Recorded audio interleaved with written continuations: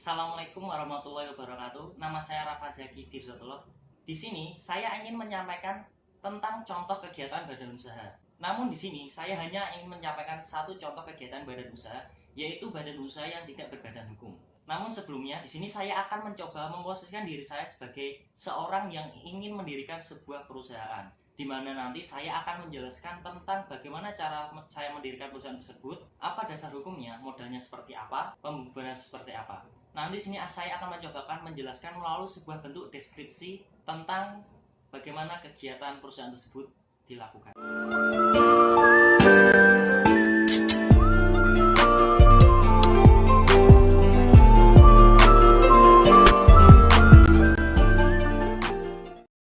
Oke, di sini saya akan mendirikan sebuah usaha dagang atau UD. Usaha saya nantinya akan bergerak dalam bidang jasa, yaitu jasa pencucian mobil yang berdomisili di Jalan Banteng Raya nomor 5A, Kecamatan Jansari, Semarang, Jawa Tengah. Dan nantinya usaha tersebut akan saya beri nama Rafa 5A Point Kardus, di mana saya sendiri sebagai pemilik modal tunggal yang bertanggung jawab penuh atas seluruh resiko dan aktivitas yang ada dalam kegiatan perusahaan saya tersebut. Dan saya juga akan dibantu oleh 3 karyawan saya yang bertugas sebagai pembantu pelaksanaan kegiatan perusahaan saya dalam menjalankan usaha saya.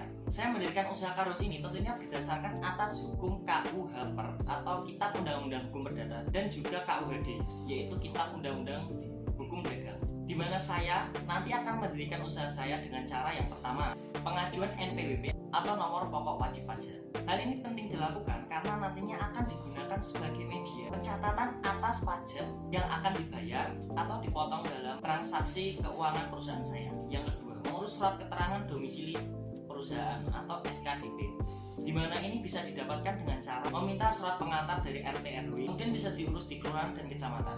Hal ini penting dilakukan karena nantinya akan digunakan untuk mengurus SIUP atau surat izin perusahaan dan NPWP. Yang ketiga, mengajukan surat izin perdagangan atau SIUP di Dinas Perdagangan Kota Semarang.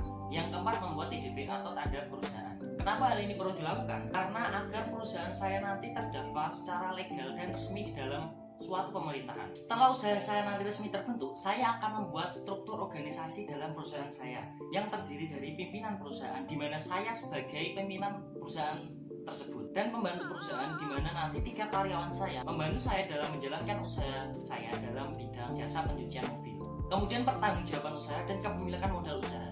Pertanggungjawaban usaha saya tidak hanya dari kekayaan usaha dagang saya, namun karena saya sebagai pemilik modal tunggal, semua resiko yang terjadi, baik itu harta kekayaan saya pribadi dan seluruh aktivitas kegiatan perusahaan adalah tanggung jawab saya juga. Dan karyawan saya nanti akan bertindak sebagai bawahan, di mana nanti modal akan saya berikan sesuai dengan perhitungan saya. Jika nanti kedepannya usaha saya mengalami kemunduran atau kerugian cukup amat besar, saya dapat menghentikan perusahaan saya atau membubarkan perusahaan saya dengan mengajukan surat permohonan pemberhentian usaha dagang di Dinas Perdagangan Kota Semarang. Untuk yang pertama, permohonan pencabutan akta kepemilikan usaha dagang. Yang kedua, pencabutan NPWP, dan yang terakhir adalah pencabutan tanda daftar perusahaan saya.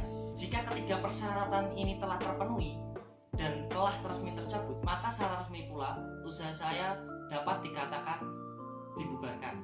Nah, itulah salah satu contoh kegiatan badan usaha yang dapat saya sampaikan. Semoga membantu, dan saya mohon maaf bila terdapat kekurangan dalam penyampaian saya, dan juga saya mengucapkan terima kasih yang sebesar-besarnya. Terima kasih. Assalamualaikum warahmatullahi wabarakatuh.